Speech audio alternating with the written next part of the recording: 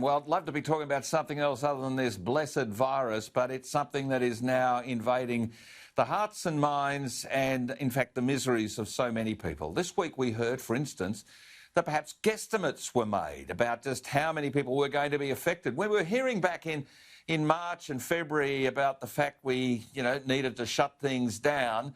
There was all these projections about what was going to happen. The number of people who are going to die was in the hundreds of thousands, and the number of people that were going to be in intensive care wards were in the hundreds of thousands. And there was a general panic, and government was making it up as they went along. And guess what? We all did our bit. We flattened the curve. But now there seems to be deliberate errors that are very, very evident to all of us, that all involve politics. What we expect of our politicians is something we just don't seem to get enough. We want a certain amount of grace, a certain amount of trust. We want to think that politicians are actually doing the things we need them to do, and maybe we don't need to know all the facts. We just need to be sure that whatever they're working on are true facts and that they're doing their honest best. But unfortunately, in the last month or two, maybe 3, possibly 4, I don't know, it just seems to be writ large to my mind, that we're seeing that there's a two-speed economy and a two-speed response to this we're all in it together pandemic. You see, the elites are having a great pandemic. It's quite pleasant if you're a member of the elites. If you're an elite footballer or maybe one of their hangers-on or maybe one of the hundreds of support staff, you're having a happy time around swimming pools on the Gold Coast while people in Melbourne are doing a dreadful time, for instance. Or you've been able to travel around the country and play a game of football because, while there's nobody in the grandstands, people at home are enjoying watching it on television. Maybe there's reason for all of that. But of course, if you're a Hollywood star, you're an elite and you've got your own plane, you can fly in above all of the hubbub that everybody else has to go through. Now, the Queensland Premier, I'm calling her Danastasia now because she's morphed into this kind of Queensland version of Daniel Andrews. She loves mixing it with the elites, and she certainly made sure that the great Tom Hanks could come back to Queensland this week. Now, I got nothing against Tom Hanks. In fact, frankly, in my heart of hearts, he is in my top 10 list of people I'd love to have around for a dinner party because I just think he's a terrific actor. There's so much about him that I really like. The thing that's not talked about enough is that the Queensland government, the Danastasia government, is actually financing the film that Hanks is on the Gold Coast to produce. Of course he came back.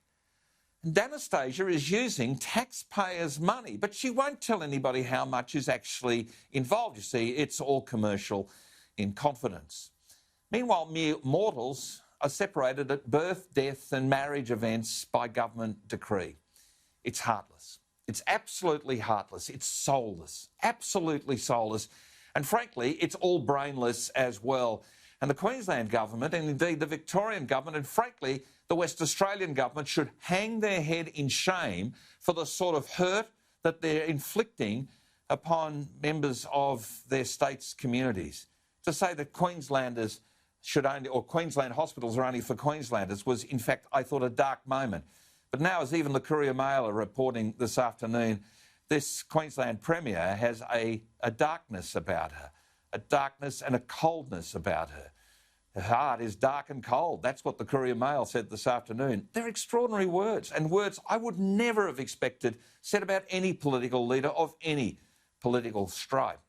But there is a political solution to all of this.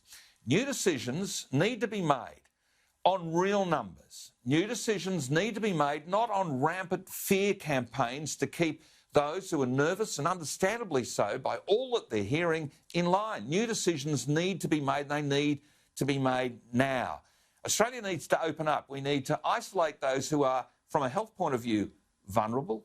We don't need to make the vulnerable more vulnerable. We don't need to keep families apart from birth, death and marriage events, as is currently the case. And if the politicians who may happen to watch this, or their hangers-on that might be watching this, or maybe you as a voter, should get onto your local poly if you're in Queensland or Victoria or Western Australia, and you should start to remind them that one day there's going to be an inquiry into this period of government decision-making.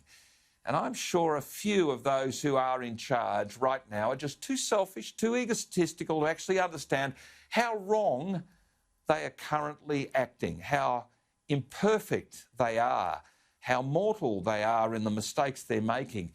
But the hurt and the cruelty is just outrageously wrong. Keen to know what you think. Hashtag Hardgrave at skynews.com.au. You can email me directly, gary.hardgrave at skynews.com.au, and I do try to get back to emails that are addressed to me. So thank you to all those who have said in so many comments about this, and so many people sort of wanting to encourage me to stand the ground for everyday Australians torn apart by political will.